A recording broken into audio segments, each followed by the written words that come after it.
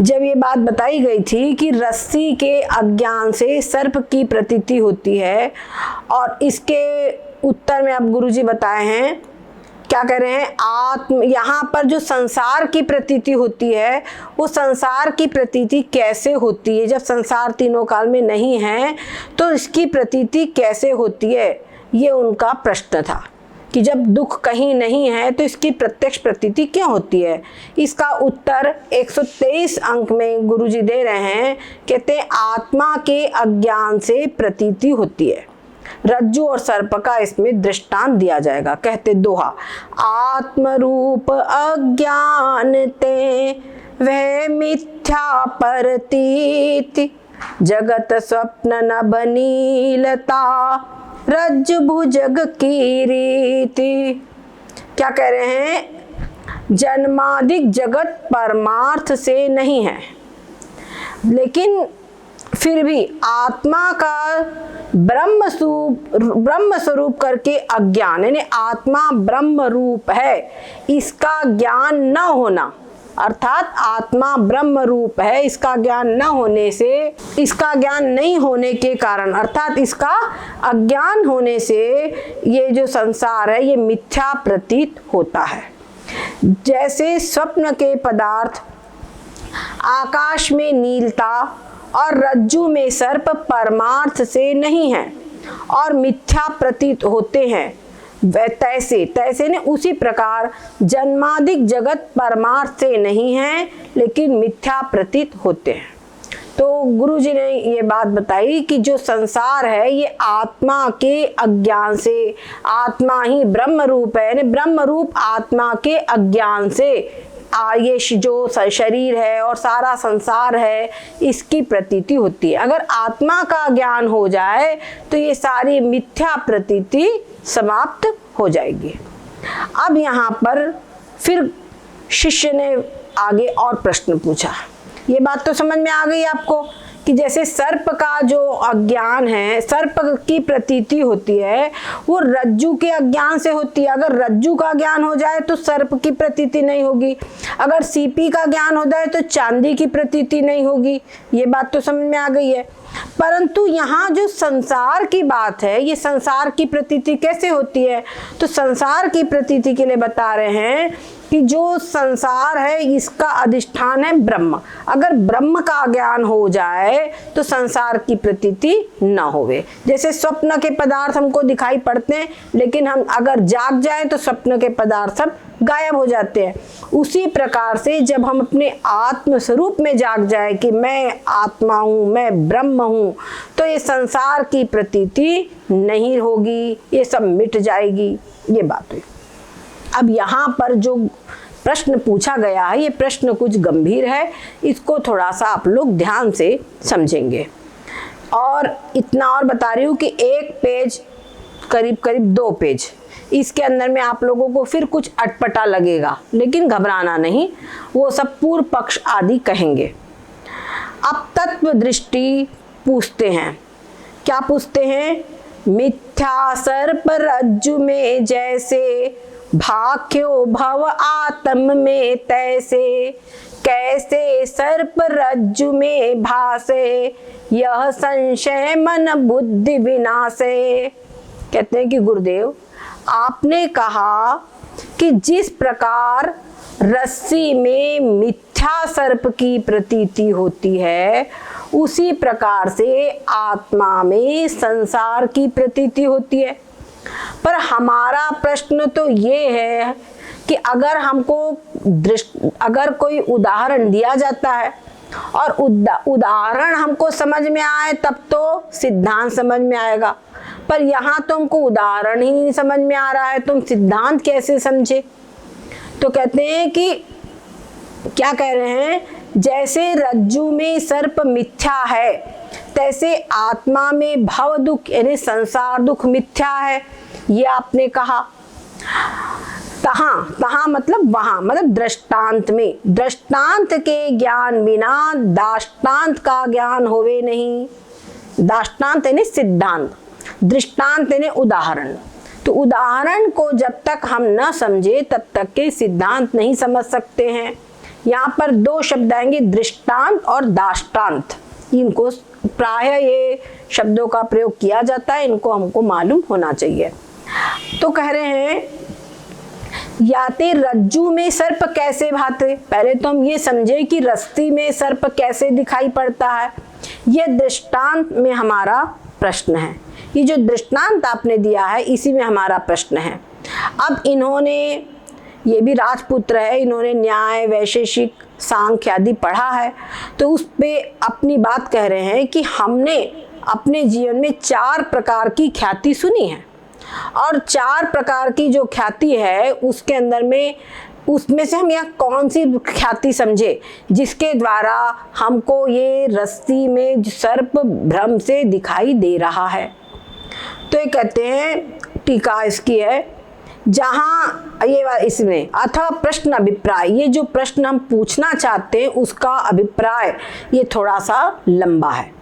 असत्य ख्याति पुनि आत्म ख्याति, ख्याति अन्यथा अरु अख्याति, सुने चारि मत भ्रम की ठौरा, मानू कौन कहो यह ब्यौरा। शिष्य तत्व दृष्टि पूछ रहे हैं कि हमने जो अपने अध्ययन काल में असत्य ख्याति सुना है नंबर 1 पे, और नंबर 2 पे हमने आत्म ख्याति सुना है, नंबर 3 पर हमने अन्यथा ख्याति सुनी है, और नंबर 4 पर हमने अख्याति सुनी है। अख्याति ये चारों क्या होती है ये भी आगे बताया जाएगा। ये हमने जहाँ पर भ्रम होता है वहाँ पर 4 प्रकार की ख्याति हमने सुनी है। तो ये जो हमारा अभी बात चल रही है इसमें हम कौन सा मत माने ये आप हमको कृपया करके बताइए।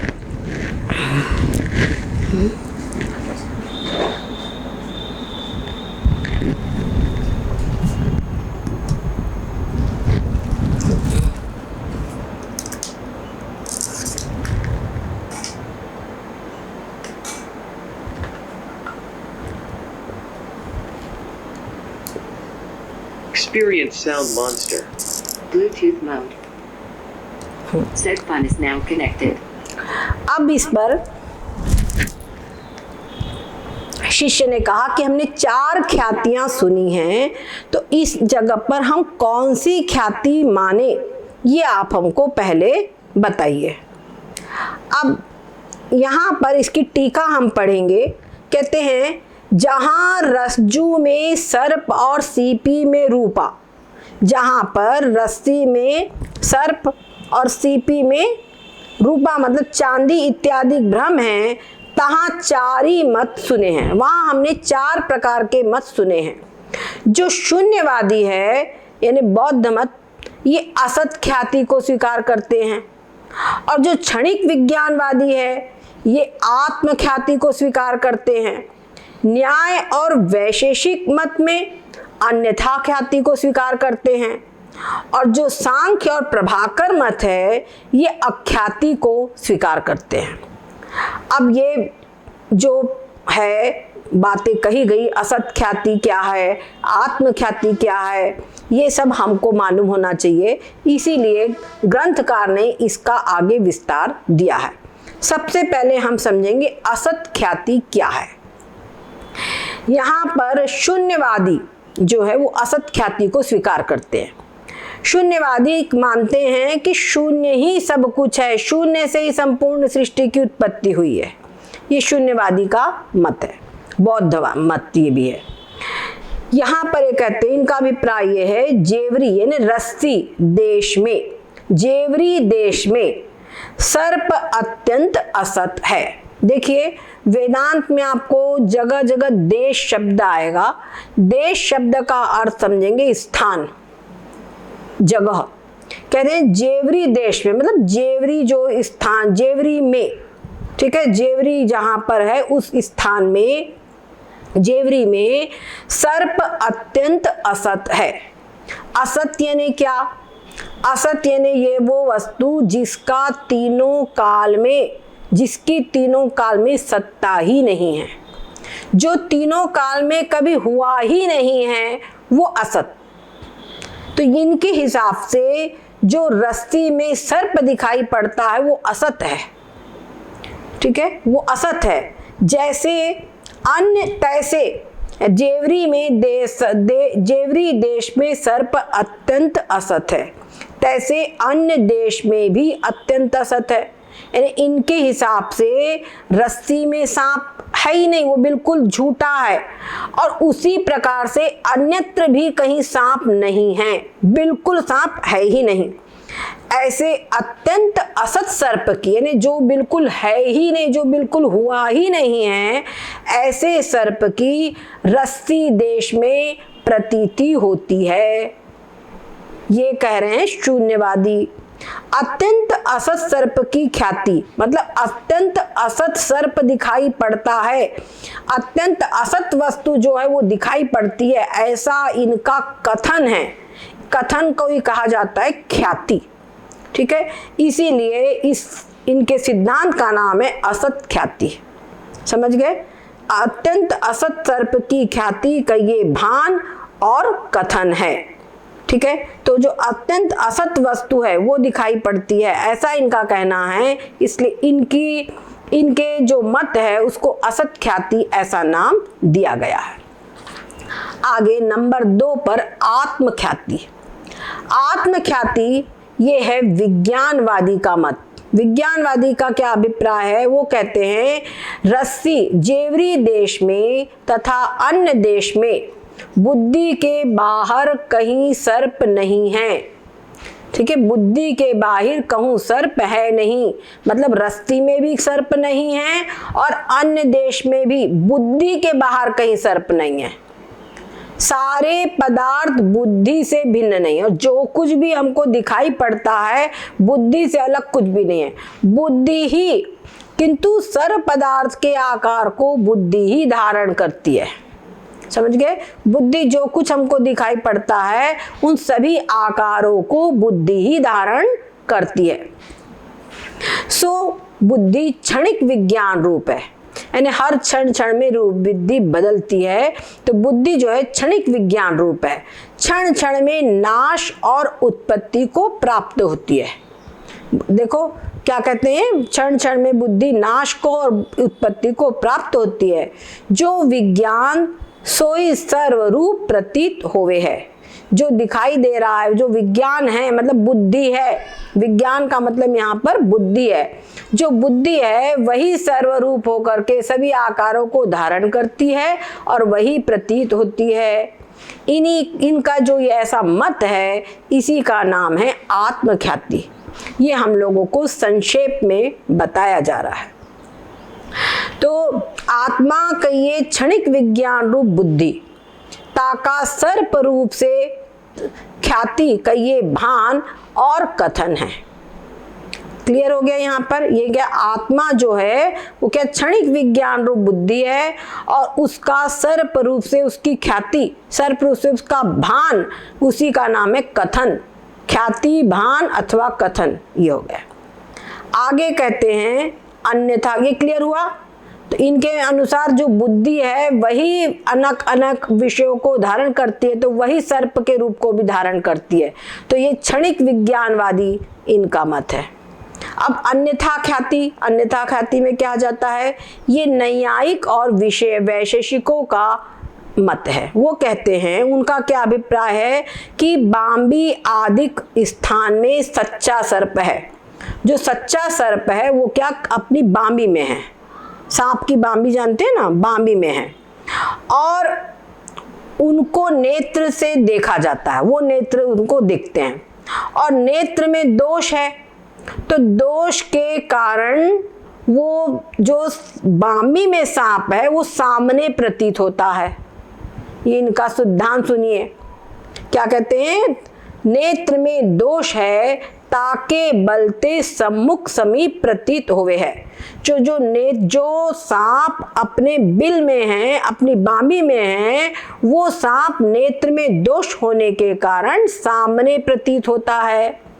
और अब दूसरी बात इनका क्या कहना है कि यद्यपि सच्चा जो सर्प है और नेत्र के मध्य में, क्योंकि सांप तो बाम्बी में कहीं है और हम अपने कमरे में बैठे हुए हैं, तो बीच में दीवाल है और वो पृथ्वी से ढका हुआ है, कितने अंतराय है, कितने ऑब्स्टेकल्स है, कितने रेस्ट्रिक्शंस है, लेकिन इनका कहना है कि नेत्र में दोष होने के कारण वो सारे दीवाल वगैरह जो ऑब्स्ट्रक्शन है, जो रेस्ट्रिक्शन है, उनके बावजूद भी वो सब सांप जो है वो दिखाई पड़ता है नेत्र के द्वारा। समझ गए? अब कोई कहे कि भाई ये तो बड़ी गड़बड़ बात है, दोष के जब हम यहाँ पर अच्छी आंख से बैठे हुए हैं तो हमारे घर के अंदर में अलमारी में के पीछे घुसा हुआ कोई चूहा वो हमको नहीं दिखाई पड़ता, वो सांप दिख जाएगा। तो ये कहते हैं कि और फिर किसी की आंख में कोई रोग हो जाए तो रोग से तो सामर्थ्य घटेगी, बढ़ेगी कैसे? लेकिन इसका उत्तर ये देते हैं, क्या कहते हैं कि अगर मान लो किसी को पित्त दोष हो जाता है, पित्त दोष के अंदर में क्या होता है कि अधिक भूख लगती है, अत्यधिक पित्त बढ़ जाता है तो उसको बहुत भूख लगती है, 4 गुना खा लेता है, कितना खा लेता है लेकिन उसको पता नहीं चलता। तो जैसे पित्त दोष के कारण पित्त दोष बढ़ने पर उसके पाचन बढ़ जाता है, समझ गए, उसका भोजन बढ़ जाता है, तो जैसे वहां पर दोष के कारण उसका भोजन बढ़ जाता है, उसी प्रकार से नेत्र में दोष होने से नेत्र की जो देखने की सामर्थ्य वो बढ़ जाती है। ये न्याय और वैशेषिक का मत है। इसको जरा हम इनकी भाषा में पढ़ेंगे। कहते हैं दोष से सामर्थ्य घटे हैं, कोई ऐसी शंका करे दोष से सामर्थ्य घटे है बढ़े नहीं। जैसे जठराग्नि में पाचन सामर्थ्य वात पित्त कफ दोष से घटे है, ठीक है, वात पित्त कफ अगर कोई दोष हो जाए तो पाचन सामग्री, पाचन की जो क्षमता है वो घटती है। उसी प्रकार नेत्र में भी अगर तिमिरादिक कोई दोष हो जाए, कोई मोतियाबिंद हो जाए या ग्लूकोमा हो जाए, कोई दोष हो जाए तो उससे दोष घटे, उससे सामर्थ्य नेत्र की घटती है, घटनी चाहिए। और बाम्बी आदि स्थान में स्थित, जो बाम्बी में स्थित जो सांप है वो दोष के सहित नेत्र से जो तुमने ज्ञान कहा है, तो वहाँ शुद्ध नेत्र से तो परदेश में स्थित प्रत्यक्ष ज्ञान होवे नहीं। जो हमारी आंख सही है, रोग रहित है, उसको कहेंगे शुद्ध नेत्र है। तो शुद्ध नेत्र से तो परदेश में रखी चीज हमको दिखाई नहीं पड़ती, जो बाम्बी में सांप है वो दिखाई नहीं पड़ता है। तो फिर और दोष सहित से कैसे होगा फिर? अगर फिर रोग हो जाए तो कैसे दिखेगा? समझ गए? वही बात है कि हमारे घर में ही दीवार के आड़ में कौन चीज रखी हमको नहीं दिखाई पड़ती है, और उधर बाम्बी का सांप रोग सहित जब नेत्र हो तो उसे दिखाई पड़ जाए। यही तो इनकी बात हो रही है। तो ये कहते हैं सो शंका बने नहीं। ये कौन कह रहा है? ये न्याय और वैशेषिक कह रहे हैं। ये हमारे लिए सब पूर्व पक्ष है, इनकी बात अटपटी लगेगी तो घबराना नहीं। कहते काहे थे किसको किसी को पित्त दोष से ऐसा रोग होवे है जो चतुर्गुण भोजन किए ते भी तृप्ति होवे नहीं। किसी को अगर पित्त बढ़ जाए, पित्त दोष हो जाए तो ऐसा उसको दोष हो जाता है कि खूब खाता है, 4 गुना भोजन कर लेता है लेकिन फिर भी उसकी तृप्ति नहीं होती। तो जैसे पित्त दोष से जठराग्नि में पाचन सामर्थ्य बढ़ा है, वैसे ही नेत्र में भी तिमिर दोष से परदेश में स्थित सर्प के प्रत्यक्ष करने का सामर्थ्य बढ़े है। ये इनका कहना है। समझ में आ गई बात? क्लियर? इस रीति से बाम्बी आदि देश में स्थित सर्प का अन्यथा कहिए और प्रकार से सम्मुख जेवरी देश में जो ख्याति कहिए भान और कथन सो अन्यथा ख्याति कहिए है। क्लियर हो गया ये बात?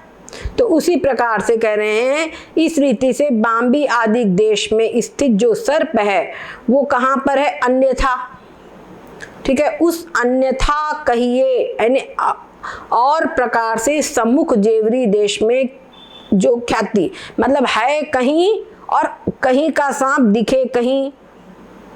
समझ गए? है अन्य स्थान में पर अन्य स्थान पर होकर भी वो दिखाई पड़े रस्सी में।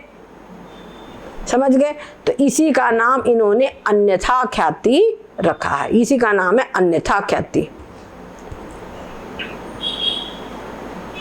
अब इस रीति से बाम्बी आदि देश में स्थित सर्प का अन्यथा कहिए और प्रकार से सम्मुख जेवरी देश में जो भान, देवरी देश में भान है बाम्बी में और दिखाई पड़े रस्ती में, ऐसा जो हो रहा है दिखाई पड़ना ने भान का ही नाम कथन या ख्याति है, इसी का नाम अन्यथा ख्याति है। स्पष्ट हो गया? आगे चलें।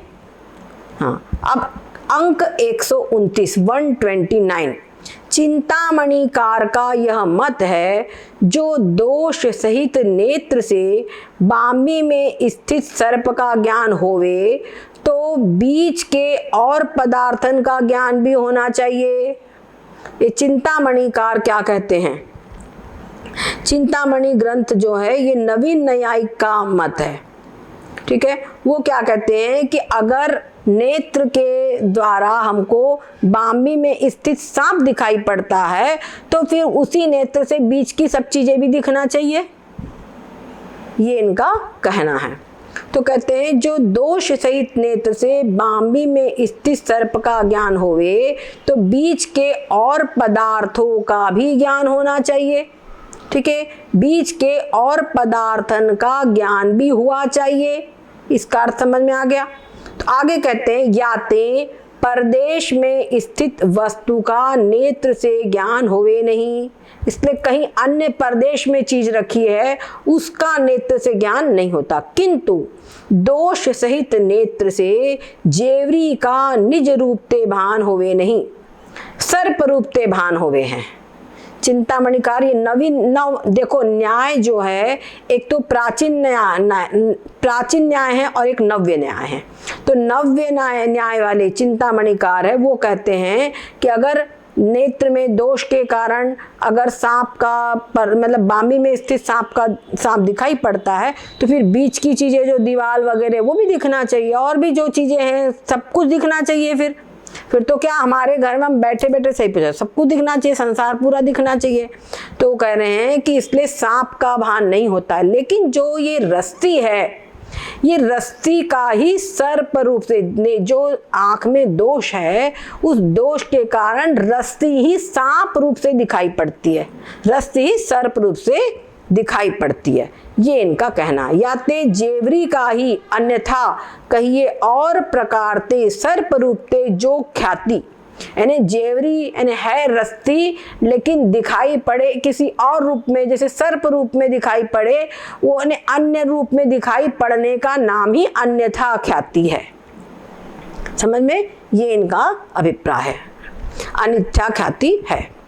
अब अख्याति और उक्त तीनी ख्याति का खंडन, ये जो तीन ख्याति कही गई है उसका खंडन। और अख्यातिवादी का यह अभिप्राय है, जो अख्यातिवादी एक अलग है, अख्याति ये आया था ना, ख्याति अन्यथा अरु अख्याति। तो अब अख्याति क्या कहते हैं उनको सुनो।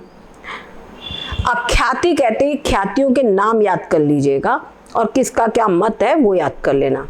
अख्यातिवादी क्या कहते हैं, जो असत की प्रतीति होवे तो बंध्या पुत्र और शशशंग की प्रतीति होनी चाहिए। शशशंग यानी शश का मतलब होता है खरगोश और श्रृंग का मतलब है उसके सिंग, खरगोश के सिंग की प्रतीति होनी चाहिए।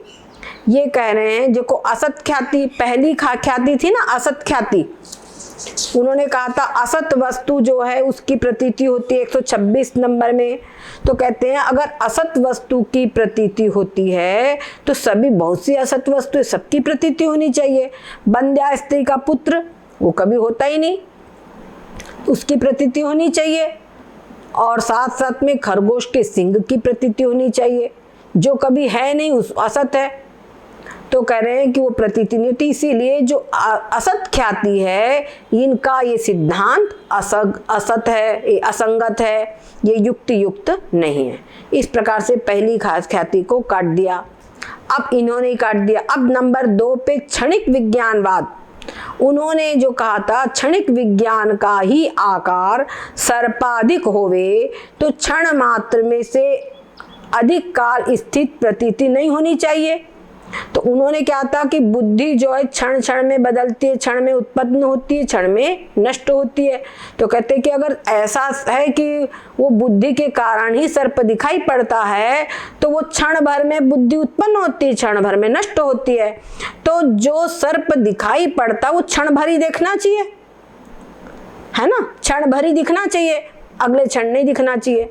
तो इसीलिए जो तुम्हारी आत्मख्याति है, ठीक है, ये आत्मख्याति का मत भी असंगत है, ये कह दिया। अब नंबर 3 में जो अन्यथा ख्याति है, अन्यथा ख्याति देखो 2 प्रकार से बताई गई है। तो इसमें के जो प्रथम रीति तुमने बताई है और चिंतामणि का जो मत है, वो प्रथम ख्याति को तो चिंतामणिकार ने उसको खंडन कर ही दिया है। वैसे ही चिंतामणि की रीति से भी अन्यथा ख्याति का जो मत है वो असंगत है। ठीक है, ये क्या कह रहे हैं, जो चिंतामणिकार ने जो बताया है वो भी असंगत है। क्यों? गे के अनुसार ज्ञान होवे है। गे मतलब जो जानने में आ रहे हैं पदार्थ वो गे है, समझ गए। जैसे डब्बा है, माइक है, पुस्तक है, मोबाइल है, ये सब गे है, मतलब जो जानने में आ रहे हैं। तो जो जानने में आ रहे हैं उनको गे कहा जाता है। ठीक है, तो बोलते जो गे है, गे पदार्थ जैसा होता है उसके अनुसार ज्ञान होता है। क्या कह रहे हैं, गे के अनुसार ज्ञान होवे है।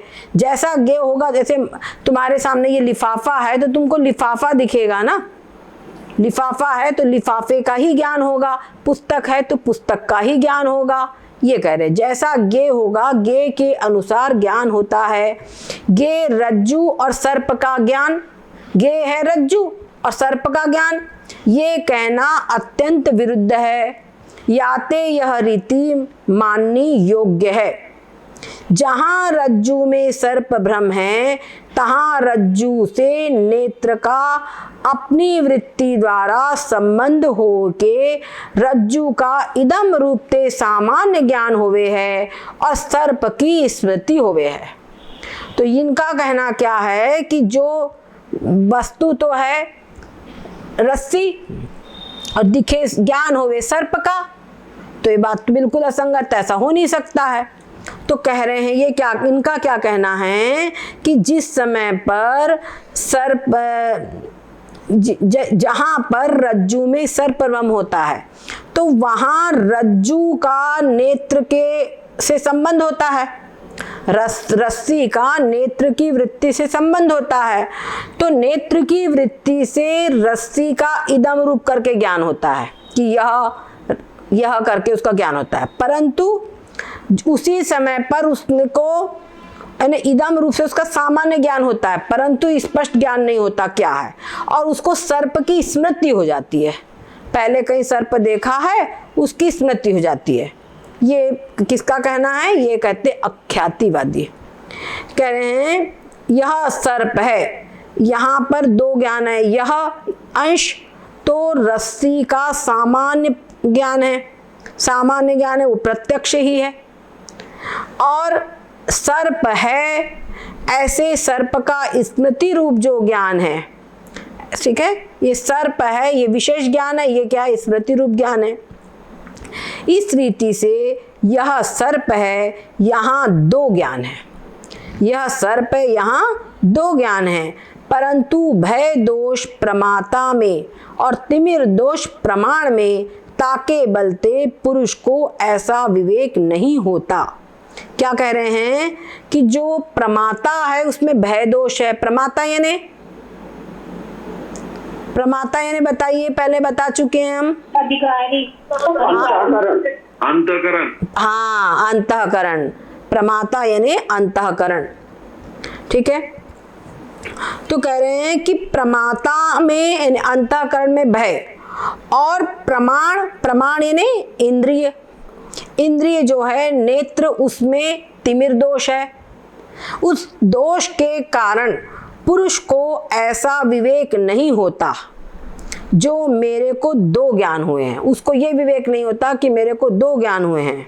यद्यपि यह अंश रज्जु का सामान्य ज्ञान यथार्थ ज्ञान है, यह अंश तो उसका सामान्य ज्ञान है, वो यथार्थ है, तो भी मेरे को दो ज्ञान और पूर्व देखे सर्प का स्मृति ज्ञान भी यथार्थ है, स्मृति ज्ञान भी यथार्थ है, तो भी मेरे को दो ज्ञान हुए हैं।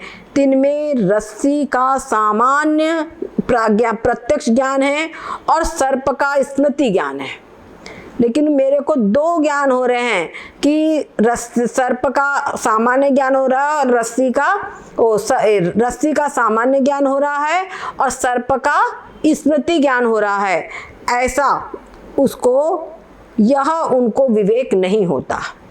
तिस दो ज्ञान के अविवेक को ही सांख्य प्रभाकर मत में भ्रम कहा है।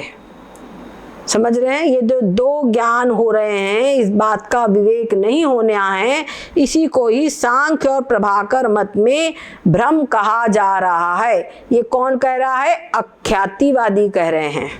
ठीक है, ये हमारा अब वेदांत अभी आएगा। ठीक है, तो ये कह रहे हैं ये विवेक, यही रीति सारे भ्रम स्थल में जाननी, सारे जहां भी भ्रम होता है वहां पर यही होता है। या रीति से रज्जु आदिकन में जो सर्पाधिक भ्रम जहां होवे तहां चारी मत सुने हैं। ये कह रहे हैं तत्व दृष्टि की, इस प्रकार से जब भी भ्रम होता है तो हमने चार मत सुने हैं। तीन में नीका मत को होई सो कहो, इनमें से कौन सा मत सही है, किसकी बात माननी चाहिए, ये आप हमको गुरुजी बताइए। गुस्ताही को मैं मानूं, यह शिष्य का प्रश्न है। स्पष्ट हो गया? हम लोगों को चारों पांचों छह ख्यातियां नहीं मालूम थी, ये सब उनको मालूम था। उन्होंने कहा ये सब बातें, एक ऐसा कहता है, एक वैसा कहता है, एक वैसा कहता है और एक ऐसा कहता है, इनमें से किसका मत ठीक है वो हमको बताइए, वो हम माने। समझ गए? ये इनका प्रश्न है। अब अंक 124 से 130 गत का प्रश्न का उत्तर, अब इनका उत्तर देंगे, ध्यान से समझ लीजिएगा। ख्याति श्री गुरुवाच, अंक 131, अख्याति मत का खंडन, इन्होंने सबका खंडन किया और अब इनका खंडन होगा अख्याति का। गुरुवाच दोहा, ख्याति अनिर्वचनीय लखी पंचम तिन ते और युक्तिहीन मत चारिये मानहु भ्रम की ठौर। गुरुजी कह रहे हैं कि जो तुमने चार ख्यातियां बताई है, इन चारों ख्यातियों से अलग एक और ख्याति है, उसका नाम है अनिर्वचनीय ख्याति। क्या नाम है? अनिर्वचनीय ख्याति। वो पांचवी ख्याति है। और ये जो चार पहले बताई गई है, सारी बातें युक्तिहीन है। आप खुद ही देख लीजिए, आप अपने अपने अंतःकरण को टटोलिए, क्या आप लोगों को इनमें से किसी की बात गले उतरी है? बताइए। ऐसी उटपटांग नहीं उतरती, ऐसी उटपटांग बात करते तो बोलते अरे बेकार विषय, समझ में नहीं आता, है ना? तो अब यहाँ पर जो बात कहने योग्य, जो उचित हो, समझ में आए, वही बात तो समझ में आएगी। जो बात सही कहेगा वही तो बात समझ में आएगी। तो अब यहाँ पर ये कहते हैं ख्याति अनिर्वचनीय लखी पंचम तिनते और। अब ये शिष्य कहते हैं युक्ति, ये सब मत जो है जितने में इन्होंने बताए हैं ये सब युक्तिहीन है। अब जो अनिर्वचनीय ख्याति है ये युक्ति युक्त है। ये अनिर्वचनीय ख्याति क्या है ये हम समझेंगे। इसको समझने के लिए मैं एक चीज आपको और बोलूंगी। ये इतना तो समझ में आ गया आप लोगों को जो हमने बताया। अब इसका हाँ ठीक है, इसका हम थोड़ा सा अभी बता रहे हैं, बाकी विशेष रूप से इसको हम कल बताएंगे। टीका, हे शिष्य, तीन चारी ख्यातिनते और ही, यानी उनसे अधिक एक और ही भ्रम की ठौर, भ्रम की ठौर ने भ्रम के स्थान पर अनिर्वचनीय ख्याति पंचम लख, एक अनिर्वचनीय ख्याति है पंचम, उसको तू समझ, उसको देख। और असत ख्याति, आत्म ख्याति, अन्यथा ख्याति और अख्याति, ये चारों मत युक्तिहीन हैं। जैसे उत्तर उत्तर मत निरूपण ते में तीन ही मत असंगत कहे। पहले वाला मत कहा गया, दूसरे वाले ने पहले को असंगत कहा, है ना, फिर तीसरे ने दूसरे को असंगत कहा। इस प्रकार से बाद वाले ने पहले वाले को असंगत कहा। ठीक है, तो वैसे ही आखिरी में क्या हुआ, अख्याति मत हुआ आया। तो कहते अख्याति मत भी असंगत है। जो ये अख्याति मत है वो सब तो असंगत है, साथ साथ में अख्याति मत भी असंगत है। कहते यह सर्प है या ज्ञान में प्रथम यह अंश तो रज्जु का सामान्य ज्ञान प्रत्यक्ष है, और सर्प है इतना अंश पूर्व दृष्ट सर्प का स्मरण ज्ञान है। ये अख्यातिवादी कह रहे हैं, यह अख्यातिवादी का मत है।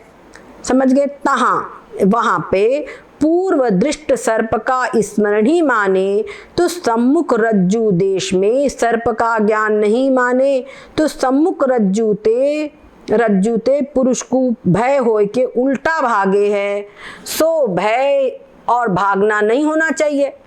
अगर अख्यातिवादी बात का इनका कहना है कि जो सर्प का जो यह करके ज्ञान हो रहा है, रस्सी का ज्ञान यह करके, वो तो प्रत्यक्ष ज्ञान है, और जो सर्प है ये ज्ञान स्मृति ज्ञान है। तो कह रहे हैं कि अगर ऐसा ज्ञान होता है तो उसको तुरंत डर जाना, जहां सांप को देखता है तो डरना और भागना ये नहीं होना चाहिए। क्योंकि अगर हम बैठे और सांप की हमको स्मृति आ गई तो क्या हम दौड़ के भागने लगेंगे क्या? लेकिन सामने सांप आ जाएगा तो तुरंत भागने लगेंगे। ठीक है, तो कह रहे हैं याते सम्मुख रज्जु देश में ही सर्प की प्रतीति होवे है, इसलिए जो सामने रस्सी है वहीं पे सर्प की प्रतीति होती है, पूर्व दृष्ट सर्प की स्मृति नहीं होती। किंवा मतलब अथवा, किंवा का मतलब क्या है, अथवा। मराठी में भी किंवा बोला जाता है और संस्कृत में भी किंवा बोला जाता है। किंवा यानी अथवा। नंबर 1, रज्जु का विशेष रूप ते यथार्थ ज्ञान हुए ते अनंतर ऐसा बाद होवे है। क्या हुए, जब रस्सी का विशेष रूप से यथार्थ ज्ञान हो जाता है, हमने टॉर्च जलाई और रस्सी का विशेष रूप से यथार्थ ज्ञान हो गया, तो उसके बाद में ऐसा बाद हो जाता है कि मेरे को रस्सी में सर्प की प्रतीति मिथ्या हो रही थी, या बादते भी रज्जु में ही सर्प की प्रतीति होवे है। ठीक है, जब हमने टॉर्च जलाई या लाइट जलाई तो हमको रस्सी दिखती है, तब हम क्या बोलते हैं, अरे ये रस्सी के अंदर में हमको, रस्सी को हम सांप समझ रहे थे, ये बोलते हैं ना, ये रस्सी में हमको सांप दिख रहा था, रस्सी हमको सांप रूप में दिख रही थी, ऐसा हम बोलते हैं। तो कहते हैं ये बाद जो है उसमें भी ऐसा दिख रहा है कि रस्सी में सांप की प्रतीति हो रही थी, ये हमको तब ये नहीं कहते कि अरे हमने पहले देखा हुआ सांप की प्रतीति हो रही थी, पूर्व देखे सांप की हमको स्मृति हो रही थी, ऐसा हम नहीं कहते। तो ऐसा नहीं होना चाहिए, फिर वो तभी होना चाहिए। तो कह रहे मैंने पहले रस्सी देखा तो पहले देखा हुआ सांप याद आ गया, ये नहीं बोलता वो। और यह सर्प है, यहाँ ज्ञान एक ही प्रतीत होवे है। यह सर्प है, यहाँ पर दो ज्ञान प्रतीत नहीं होते हैं, अपितु एक ही ज्ञान प्रतीत होता है, दो नहीं। और नंबर 3, एक काल में अंतःकरण ते स्मृति रूप अप्रत्यक्ष रूप दो ज्ञान होवे भी नहीं। कितनी बढ़िया बात है, एक ही समय में हमको प्रत्यक्ष ज्ञान और स्मृति ज्ञान दोनों हो जाएंगे क्या? अंतःकरण से हो गए क्या, बताओ? एक ही समय में प्रत्यक्ष ज्ञान होगा और स्मरण ज्ञान भी हो जाए? नहीं होगा ना, एक ही प्रकार का ज्ञान एक बार में होता है। तो कहते हैं दो प्रकार के ज्ञान होवे भी नहीं, इसीलिए याते अख्याति मत भी अत्यंत असंगत है। जो अख्याति मत है ये भी असंगत है। इन चारों मतन का प्रतिपादन और खंडन विवरण और स्वराज्य सिद्धि आदि ग्रंथन में विस्तार से लिखा है। ये विवरण खंडन खंड खाद्य ग्रंथ है और एक विवरण ग्रंथ है, और स्वराज्य सिद्धि ये ग्रंथ उच्च कोटि के ग्रंथ है। उन ग्रंथों में इनका विस्तार से खंडन किया गया है, परंतु हमारा ये जो ग्रंथ है ये जिज्ञासु को सरलतम से बोध हो जाए इसलिए दिया गया है, तो यहाँ पर उनकी आवश्यकता नहीं है। इसीलिए संक्षेप में जिज्ञासु की रीति जनाई है। जो जिज्ञासु को जितना समझना आवश्यक है, इतनी बात समझे बिना उसको आगे मत समझाना, जो हमको है वो नहीं समझ पाएगा, इतनी आवश्यकता अनुसार उसको बातें समझाई गई है। विस्तार हमने लिखा नहीं, इसका विस्तार नहीं लिखा। अब बात हुई कि ये सब हो गया। अब अंक 133 है, ये 5वीं जो इन्होंने कहा था अनिर्वचनीय ख्याति, वो अनिर्वचनीय ख्याति क्या है, ये बहुत ही बढ़िया है और वेदांत का यही सबसे बड़ा सिद्धांत, ये आगे पूरा तरंग इसी में चलने वाली है और बहुत महत्वपूर्ण है, बड़ा विस्तार है और बड़ा साइकोलॉजिकल है, बड़ा वैज्ञानिक भी है। ये सब आप लोगों को अच्छी प्रकार से समझ में आएगा और नई नई बातें आएगी तो लगेगा कि हम जाने। ठीक है, तो अनिर्वचनीय ख्याति हम कल प्रारंभ करेंगे। सद्गुरुदेव भगवान की जय हो, सच्चिदानंद भगवान की जय हो। हरिओम।